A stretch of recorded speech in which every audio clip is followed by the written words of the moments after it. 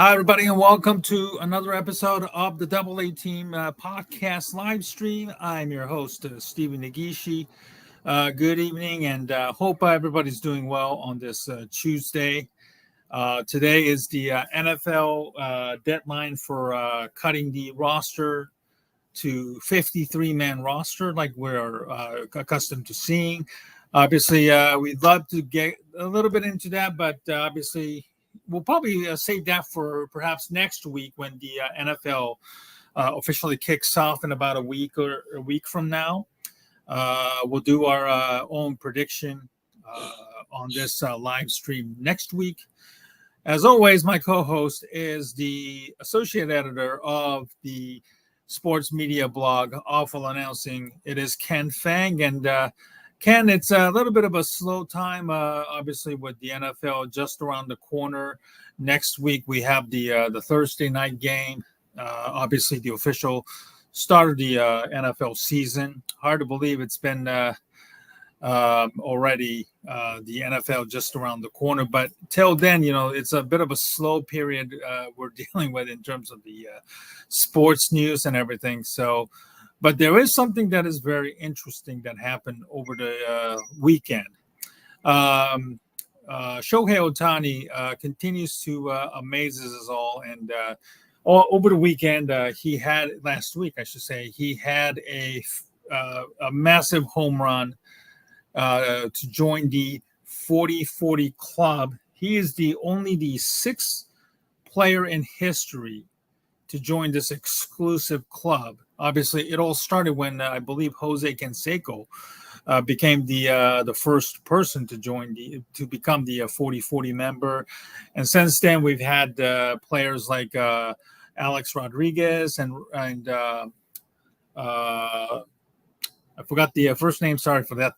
Alfonso Soriano, the Yankees, also did it back in the day as well. It is an incredible accomplishment that is very, very limited to very few players as well. Considering the all the stuff that he has dealt this year, first and foremost, the Tommy John surgery, so he's not pitching.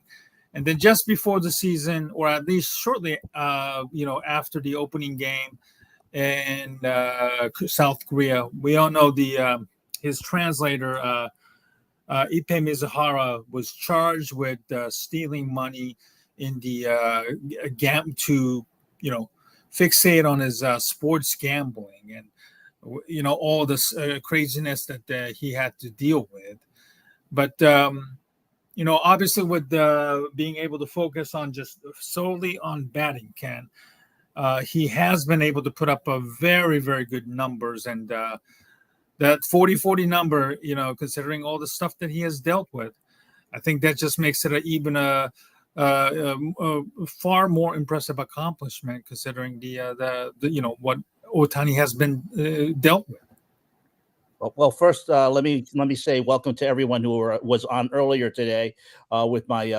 This is my second Double A Team live edition today because I did interview with Rowdy Gaines earlier, and look for that on our YouTube channel and also on X. But just wanted to say welcome back to those of you who were on with us earlier today, and look for that edition. Just wanted to say hello one more time. But let's get back to Shohei Ohtani. Certainly, and the way he did it, Stephen, was a walk-off grand slam home run to do to join the 40-40 club. There's no doubt that Ohtani is definitely with a month left to go in the season. The 50-50 club is definitely in order. He could definitely do that, and that would be the first. I think that would be the first time anyone has done that. Right. Ohtani is a special player. There's a great video which we cannot show because of copyright issues, but Greg Amsinger showed the video. There was a video of him and Greg Amsinger on MLB Network talking up Shohei Ohtani, and then he hit at the time they did a live cut-in. He hit another home run. It was his 41st home run, and Amsinger called him the greatest living player right now. I have to agree with that. I think that Ohtani is a special player. He's a guy that this is once in a lifetime stuff, Stephen. And I Yep. don't care if he's Asian. I don't care if he's white. I don't care if he's black. I don't care if he's Latino. This is a guy that you want to watch. When I went to Anaheim last year to watch him with the Angels, it was great to see the Japanese community showing up to see him, but also young kids, white kids, Caucasian kids, black kids, Latino kids. They all wanted to see Ohtani. And it was just wonderful just to see him. Of course, at that time, he was in the outfield. So we were all wanted to see him. No, he was not the outfield. He was pitching.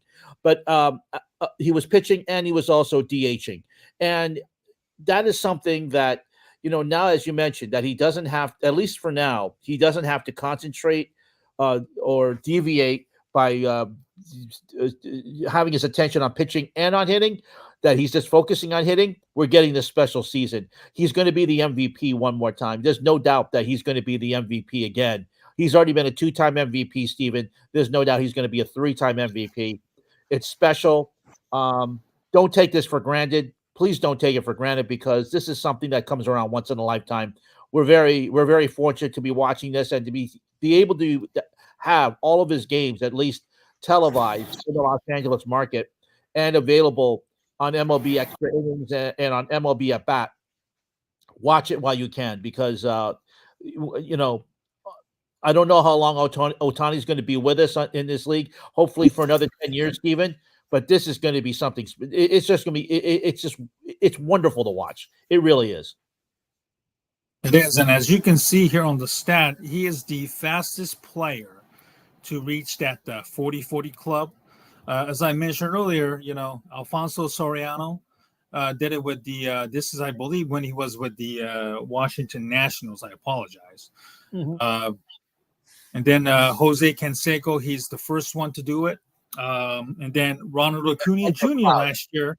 Yeah, he was actually 40-70. He had 40 home runs and then 70 plus stolen bases. And then, as I mentioned, Alex Rodriguez. And then, of course, Barry Bonds also did it. So, as you can see here, basically a lot of these players outside of Ohtani did it in their final week of the regular season of sorts.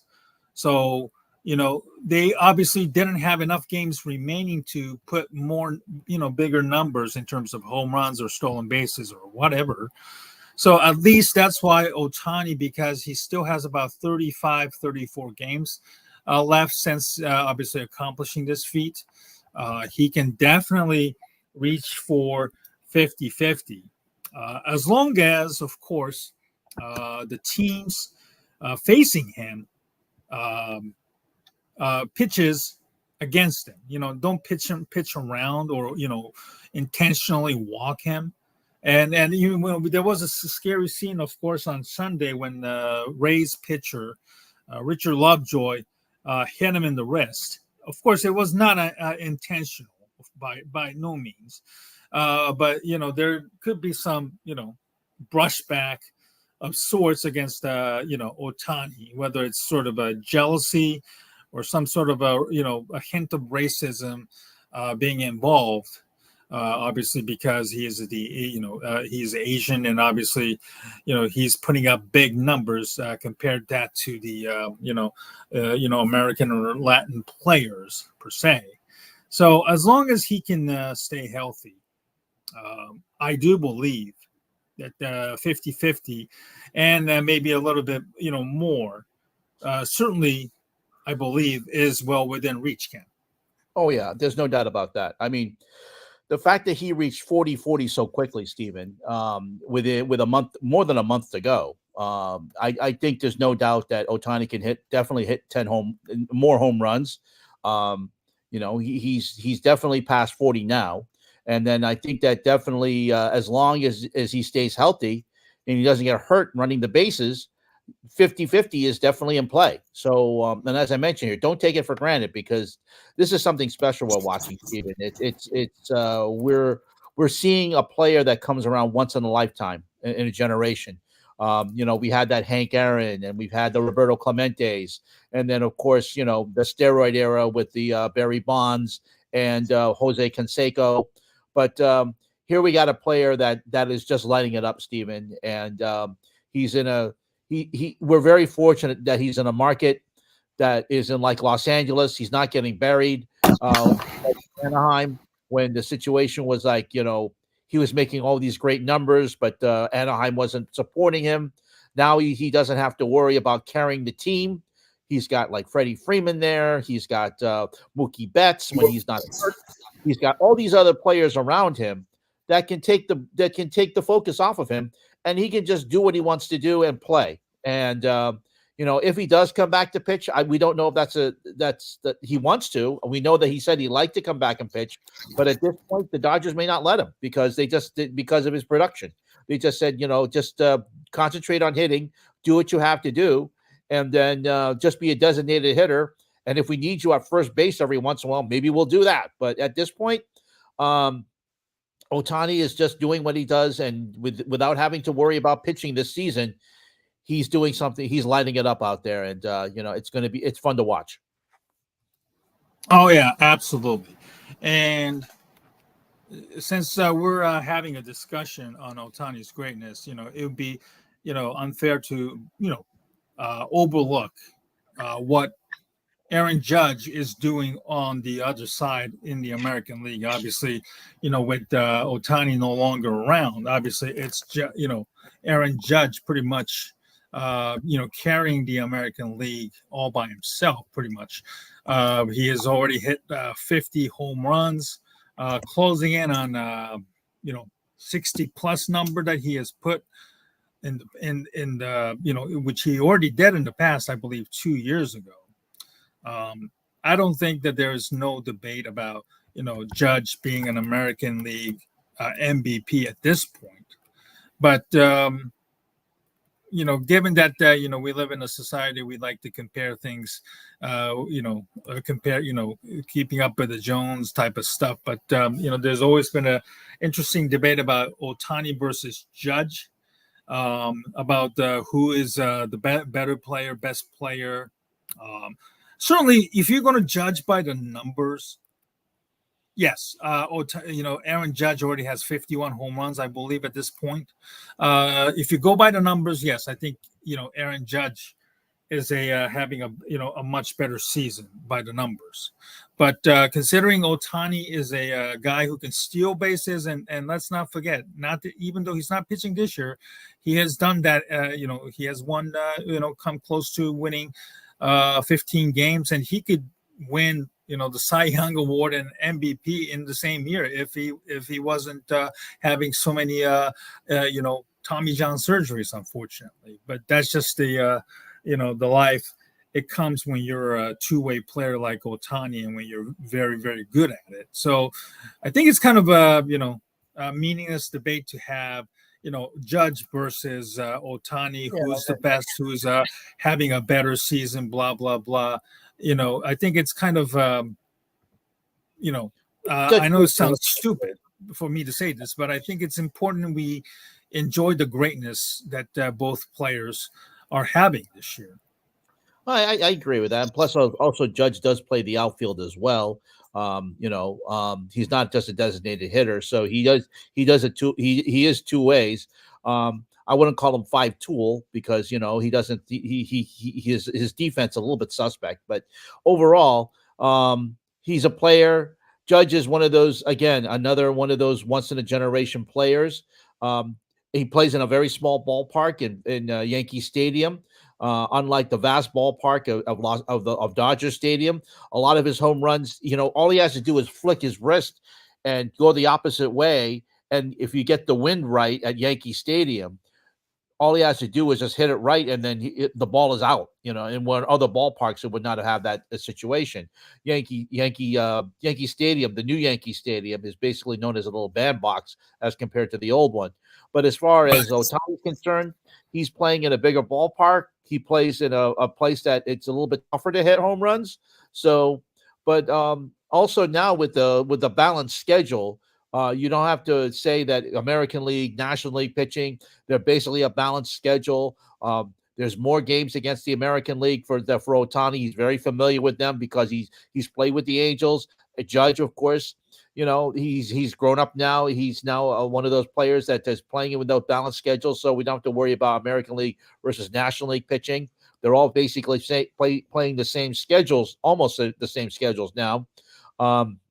So it's a more level playing field. So, but I really do think that enjoy for what it is. Both of them are doing great. Both of them are hitting home runs. As a Red Sox fan, I hate to see Aaron Judge hitting anything. I want him to hit 2 home runs a season instead of 60. But that it is what it is. But it's just a fun. For a baseball fan, it's fun to watch. And unfortunately, with the NFL coming in and taking attention in September, Stephen, anything that they do is going to be overshadowed by anything the NFL does. But of course, we'll talk about it here on the Double-A team because that's what we do. Yeah, absolutely. I think it's it's somewhat unfair that you have 2 players having to, even though now they're playing in a different league, obviously they're playing in the same era now. Certainly, if Ohtani wasn't playing, obviously it is Aaron Judge who is the face of the baseball, and maybe by a country mile compared to the other players. But I think it's important that we, in an era of clickbaits and outrageous takes and all that kind of stuff, I think it's nice to have a that we can appreciate greatness by both players, no matter what. And I think you have to be able to enjoy. And as Ken posted earlier, don't take Ohtani or even Judge for granted. They're already in their 30s now, so as long as they can stay healthy and play well, there is no question that baseball is in good hands. They certainly have a lot of young stars right now that are also emerging again. Bobby Witt Jr. obviously would have been an MVP candidate had it been for another year. And if Royals does get to the playoffs after being bad for such a long period of time, of course the Yankees rival the Baltimore Orioles. They have plenty of young players that could obviously win the MVP on any given year. Gunnar Henderson, Audrey Rushman, Anthony Santander. There's a lot of good up and coming players in the baseball. So it's in good hands, and obviously Judge and Ohtani leading the way for baseball. Enjoy whenever you can, and there's a possibility that that both of them could still face each other in the World Series, whether it's this year or it could be as early as next year. There's no question about that. With the Yankees, it's not just Aaron Judge. You have, Juan Soto as well. So Judge certainly has been putting up very good numbers, thanks to large in part with the acquisition of Juan Soto. That has certainly helped. And, again, Ohtani has been, very, very productive, as you mentioned, Ken, thanks to Mookie Betts and, Freddie Freeman in the lineup, with the Ohtani either leading off or batting second. So that has been a massive production as well. Enjoy while you can, obviously, because once the football starts, I don't think nobody pays much attention to the baseball until the playoff begins. So, Ken and I certainly we're going to enjoy baseball as long as it is on, and hopefully it will be Ohtani versus Judge in the World Series, which I'm assuming will be a dream scenario for the Major League Baseball as well. Yeah. I don't want to see as long as the Yankees aren't in the World Series, that's fine with me. But yeah, I would think Fox would definitely love it. As a Yankee, as a Boston guy, yeah, I totally get it. I would taking that out of it. I'm sure that Major League Baseball and Fox would actually love to see a Yankees-Dodgers World Series, and we haven't had that in a while. I think the last one we saw was back in 1981 in the strike-shortened season. So I think that they would definitely love to see that. Absolutely. All right, moving on to the other topic here. Obviously, tonight being Tuesday, in about a half an hour or so, I am going to be tuning in to HBO Max and watch the 4th episode of the Hard Knocks, featuring my my team, the Chicago Bears, and certainly a lot of the Hard Knocks episode this year has been up for debate. The first two episodes has somewhat drawn a meh reaction from those who are watching, and I understand there's nothing really exciting going on today. I don't think we're going to be getting an up close on today's cut day. I think that will be saved for fifth and final episode, which is next week, aptly because obviously the NFL starts next week, and we'll get a glimpse of the coach's decision as well as the general manager Ryan Poles' discussion and decision making into shaping up the 53-man roster. There was a news earlier that the Bears chairman and owner George McCaskey did not want any profanity being used in this year's Hard Knocks. Compare that to certainly other years and other teams, where you heard cussing and profanities, not just from the players, but from the assistant coaches in particular, of course.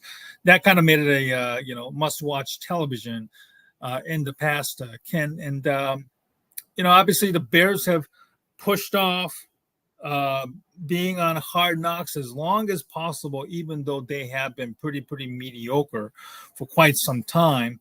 But I understand the profanity part. Obviously, that's not what the McCaskies or the Bears want to be known or associated with. But I don't know if you've paid much attention to the Hard Knocks, since obviously it's not the team that you follow closely like I do. But what do you think of the Hard Knocks so far, and the episode, and the production value and all that?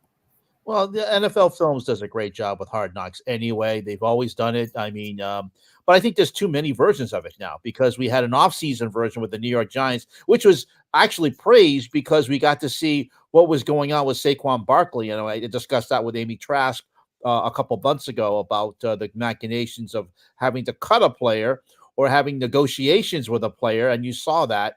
And that was pretty compelling television, actually, believe it or not. I never thought a phone call between an agent or a player and an executive would be compelling, but it really was.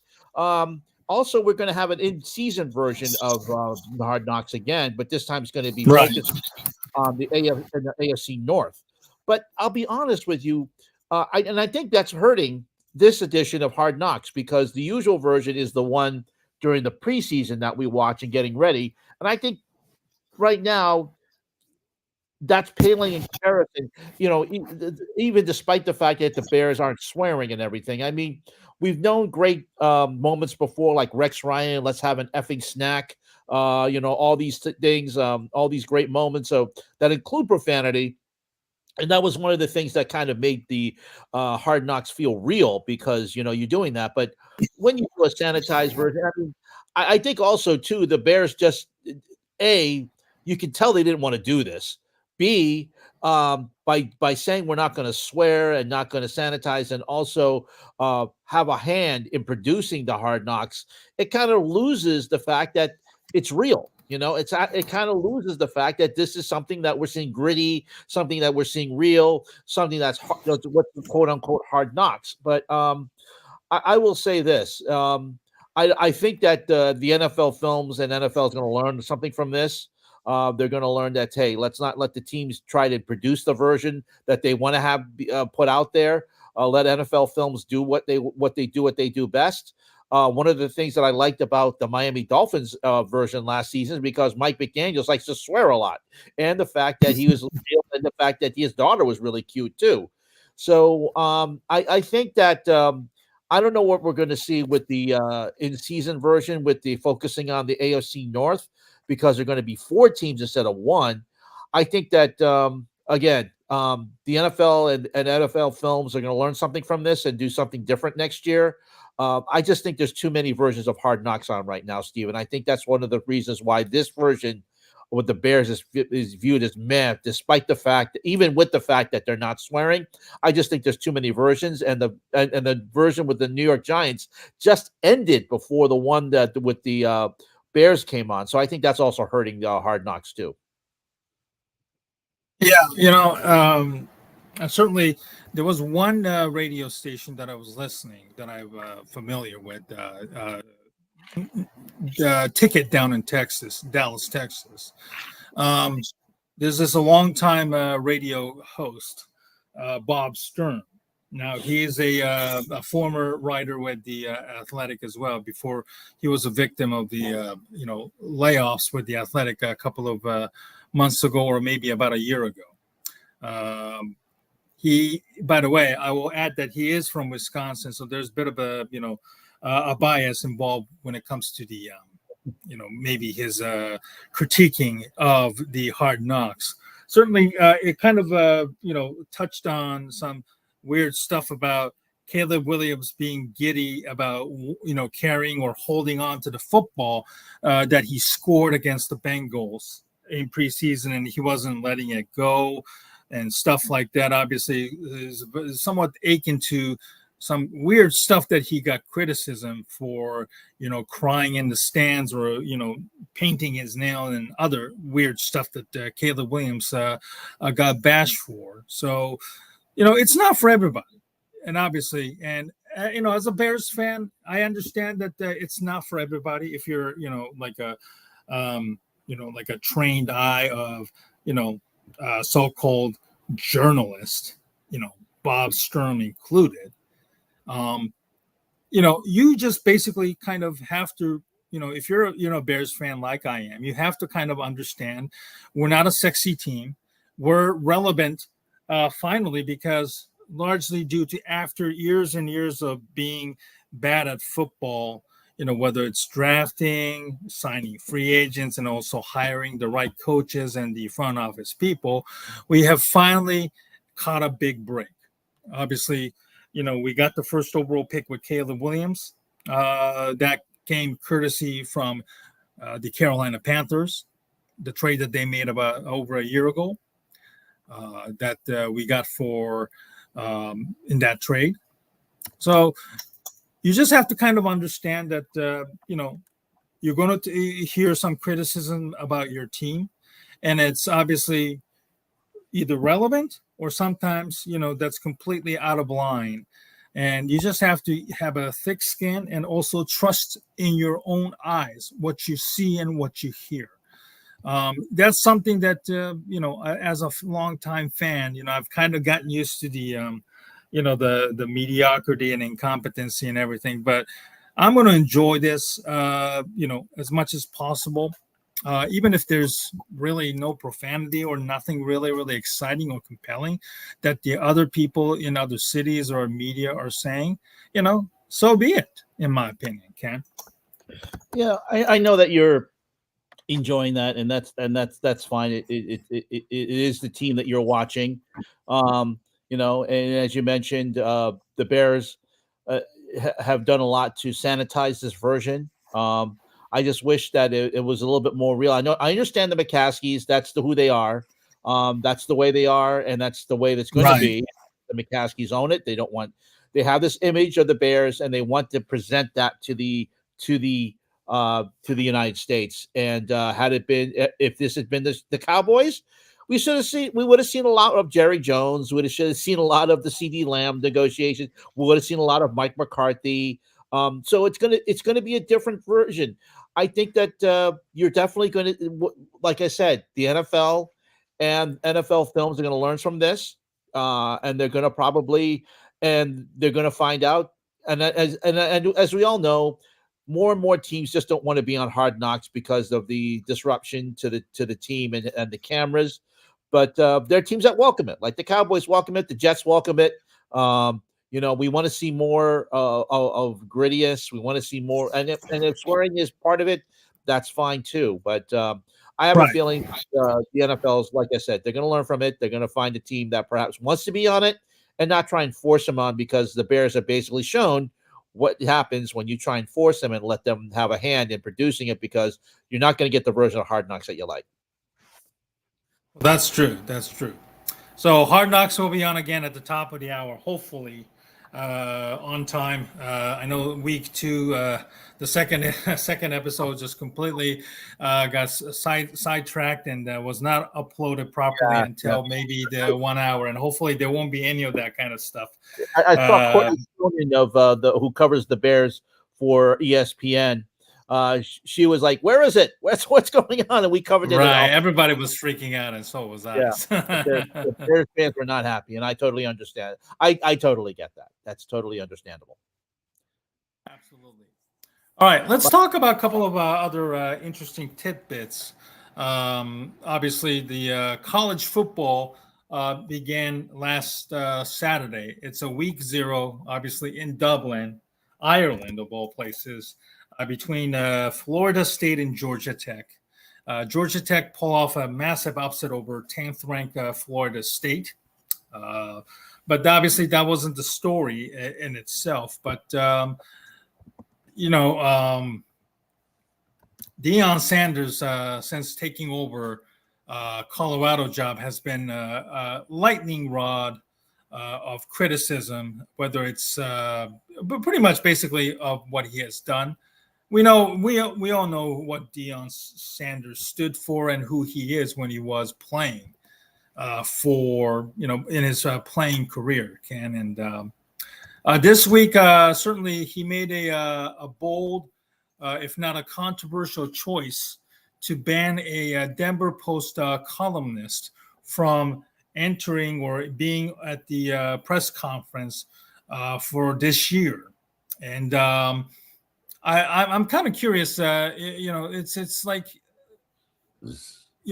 certainly has been met with a lot of criticism, from being petty to people calling him a weirdo and all that other stuff. From a journalistic standpoint, I think it's a wrong decision. It certainly makes Deion look really, really petty and short-sighted.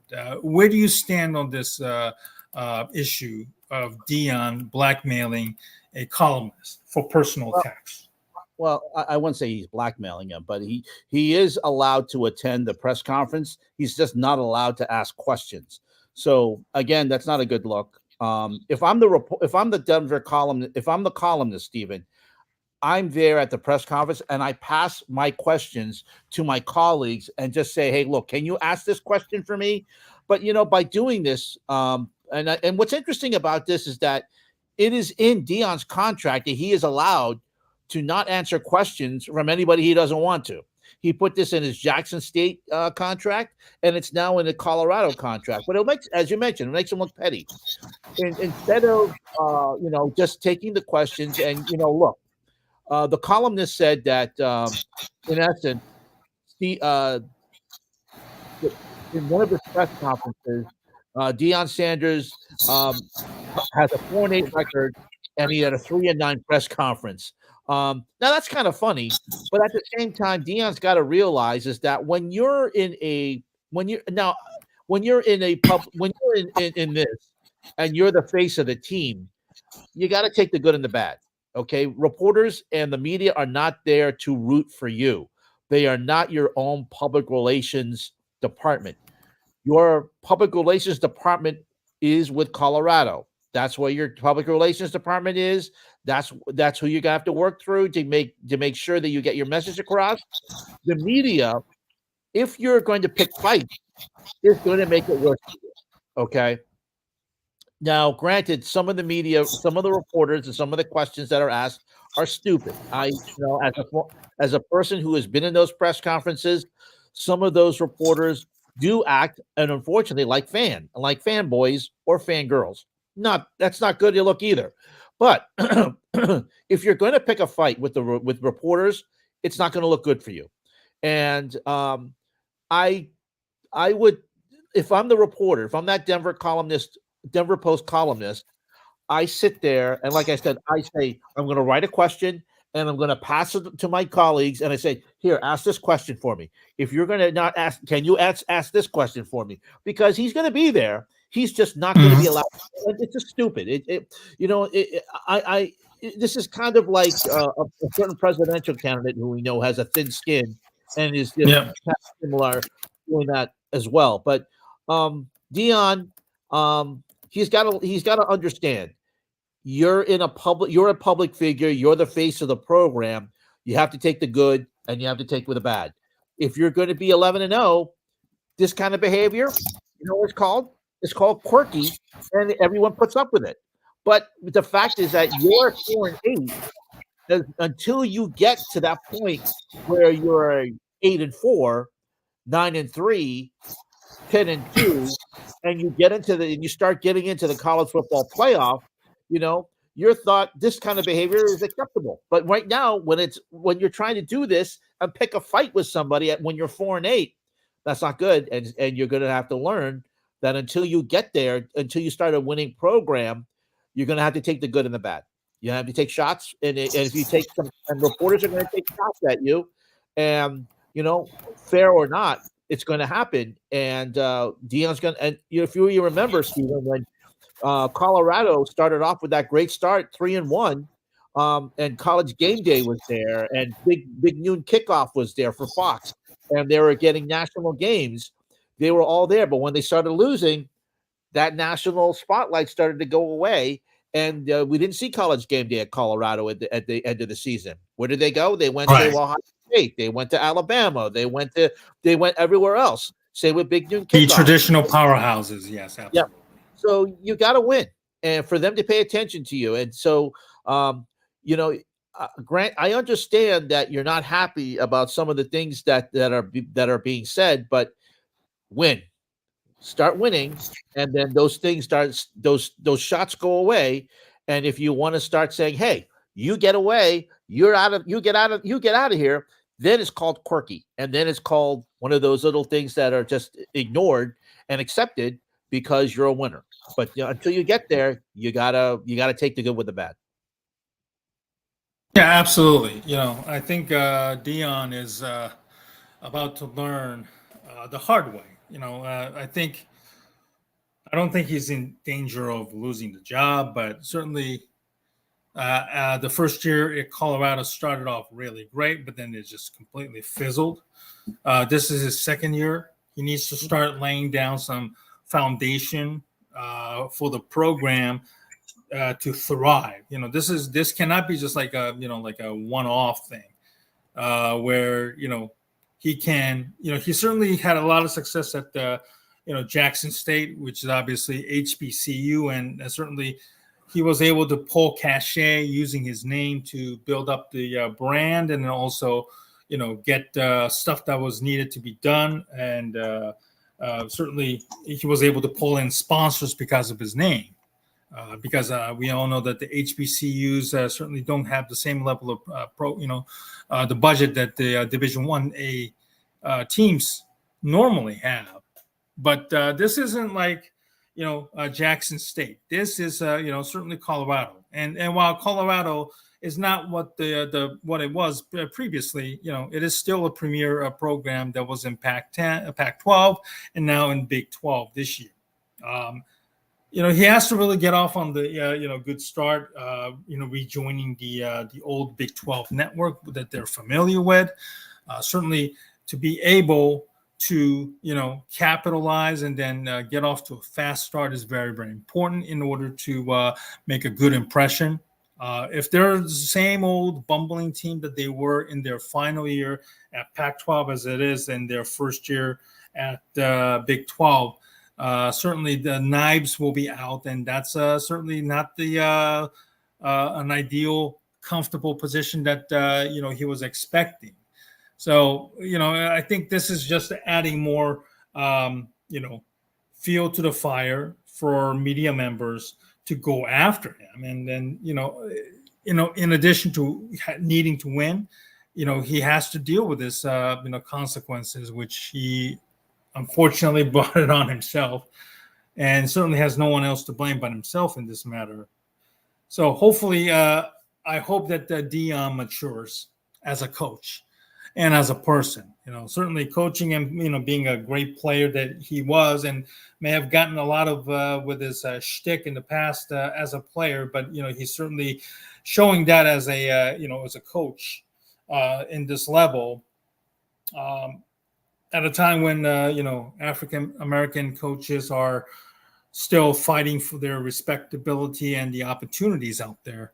Deion's antics may not help not only himself, but also, maybe in terms of, other Black coaches who are wanting to get the opportunities down the road as well, because they don't want to have, deal with the headaches that Deion is causing. Certainly not every Black coach is the equivalent of Deion's in terms of, his personality, but obviously at a time when we hear so much criticism and racism about the DEI hires and all that practices being gone away, certainly the college football communities must do a better job of hiring and promoting minority coaches, no matter what happens with Deion. And I just don't want the Deion thing to be used as some sort of an excuse to kind of get rid of the whether it's the Rooney Rule in the NFL or whatever that is in the college program. But it has to be that Deion has to have a broader perspective on what he says and does. Could have a serious consequences down the road, in my opinion, Ken. Mm-hmm. Absolutely. I mean, as you mentioned, there is more. There are more opportunities for Black coaches, but they're not enough. We want to see more. And the fact is that the more that Deion Sanders has a success, the more that we'll see the more opportunities for Black coaches. And he's in a position in Colorado that can get a lot of good attention, and in the Big 12 now. He's no longer in the Pac-12. Let's remember now that he's in the Big 12 in a conference that's going to be a little bit tougher than the Pac-12. Although the Pac-12 had a great season last year in its final year, we'll see how they do. Although Texas and Oklahoma are now in the SEC, here's a chance for Colorado to step up and make some moves. They are predicted to have 5 wins this season, which is one more than they had last season. But if they are able to get a couple of other wins, if let's say they get bowl eligible, there's certainly more opportunities there and a success. And Colorado can say, "Hey, look, we're making great strides, so we're stepping up." And then hopefully that more Black coaches get opportunities thanks to Deion, because he's there to certainly raise a profile, and we'll see what happens. Yeah, absolutely. College football, has already began. Certainly with the Florida State losing to Georgia Tech in Dublin, Ireland. But the real game will begin. Real schedule begins this week, obviously with the Labor Day weekend as well. So, you have anything to add on this game, Ken? Yeah, it was fun. First of all, I don't know what Florida State was doing. They decided that for some reason, now Florida State wants to complain that they were mistreated. When you lose a game like that, first of all, they didn't play very well in their game in January. Remember after what happened, they weren't chosen for the college football playoff. They complained because of the fact that they were undefeated. They weren't chosen, and then they put a stinker in their bowl game. And then even worse, even they have this. I don't understand some of the play calling by Florida State. They just played down to their competition. Georgia Tech was a team that was not expected to win. There's only, if you remember, Sheamus from the WWE was the only one on College Game Day to pick Georgia yes. Tech, pick Florida State. And you don't know how. And Sheamus is from Ireland. You don't know how much is. I mean, maybe he is a big college football fan. I don't know, but kudos to him for making the pick. But I just can't believe how Florida State played in this game. They didn't play well.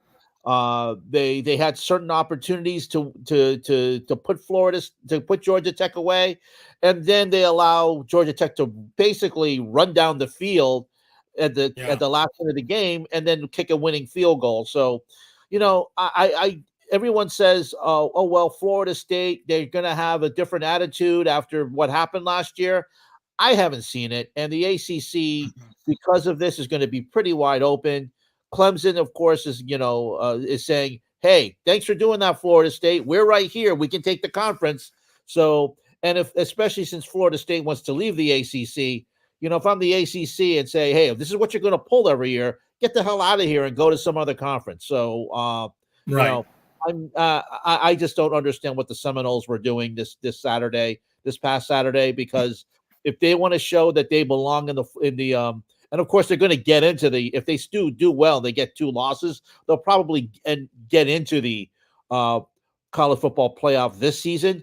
But they certainly they didn't deserve it last season based on what the last 2 games were, the one in January and this game. They certainly don't. To me, they didn't deserve it. No, I was actually impressed more with Georgia Tech and what they did.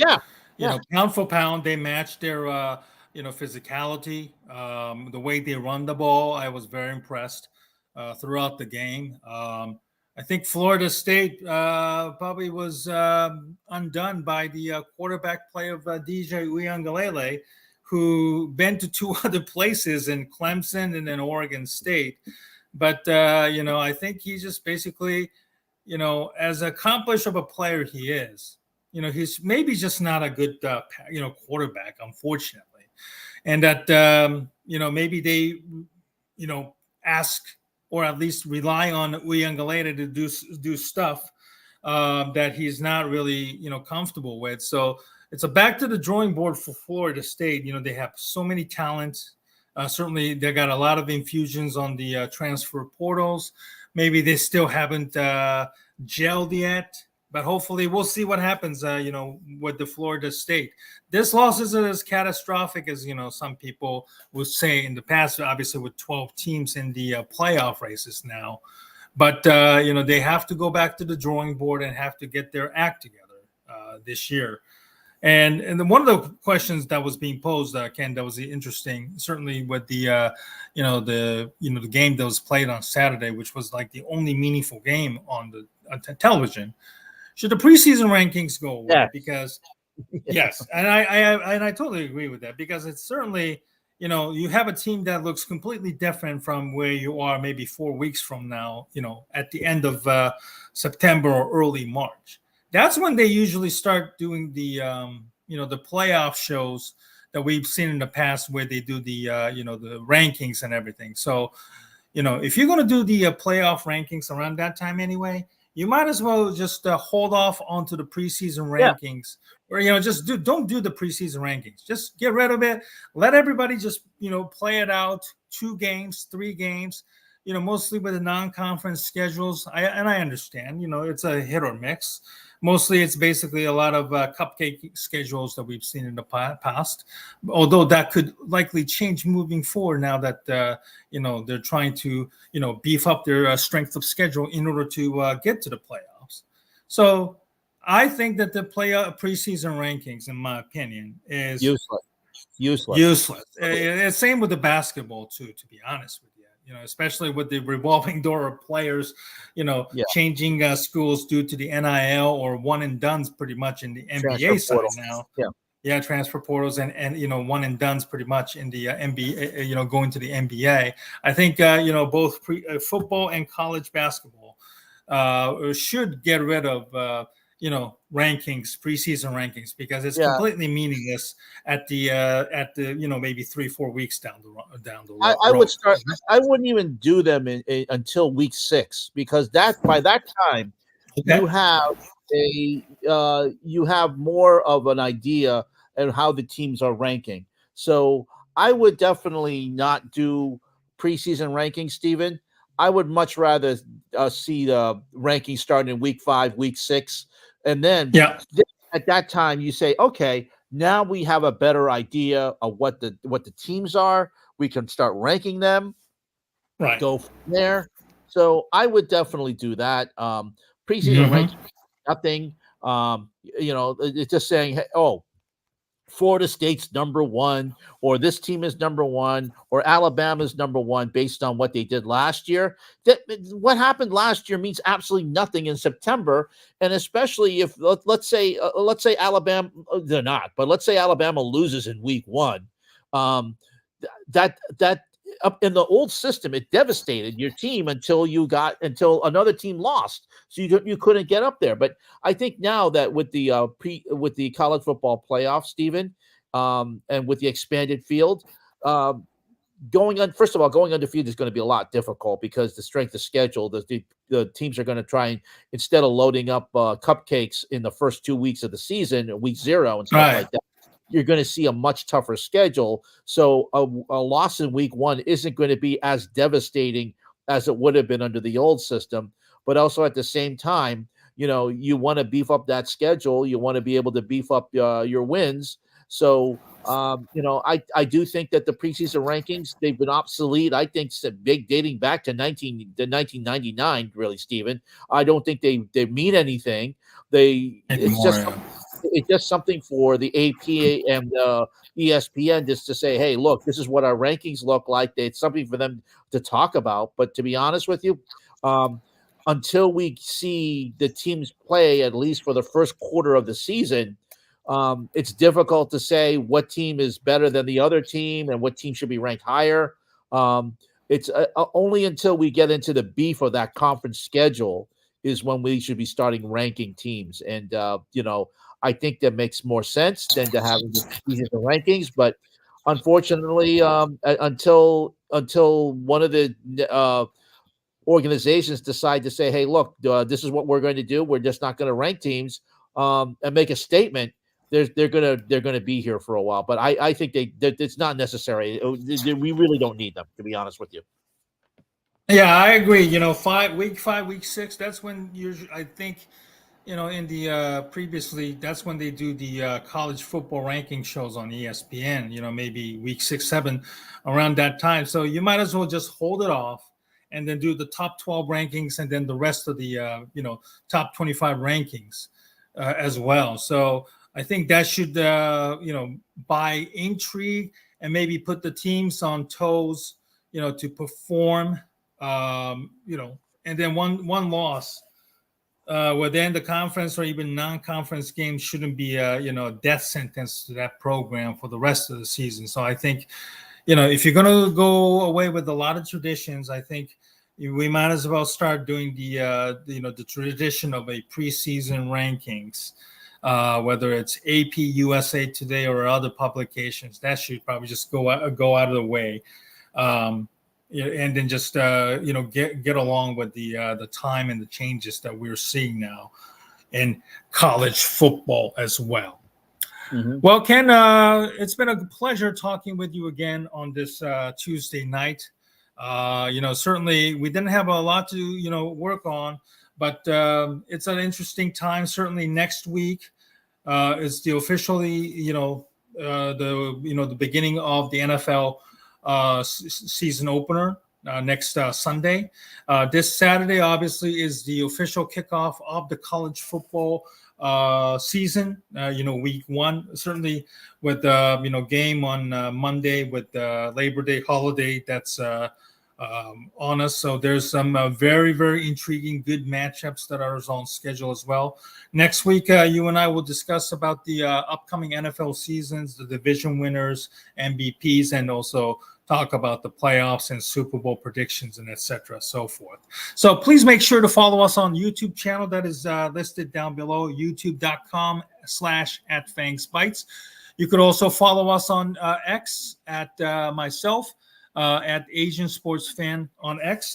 Ken is also at Fangs Bites on X, and you could also follow him on his great work he does with the sports media blog, aforementioned Awful Announcing and awfulannouncing.com. Ken, thank you very much for joining me tonight once again, and I look forward to doing this again next week, same time. Yep, thank you very much. And don't forget, the interview I did with Rowdy Gaines earlier today is archived on our YouTube channel, and also I will retweet it for you on X/Twitter. And you can also see this particular edition of the Double A Team on the YouTube channel, which is at my channel at Fangs Bites, and also here on Twitter and on all the other platforms. We just have 2 platforms. Anyway, I don't know where I was going with that. Thank you for watching. Thank you for being with us. We'll be again with you next week. We'll make sure we be on before Thursday night's game. I do want to see America's team, which is always on the previous Super Bowl winner, which is on Wednesday night. So we'll probably make every effort to be on either on Tuesday. If we can do it on next Tuesday, we'll definitely be here. Thanks for watching for us. Have a great week in sport, and we'll see you next week.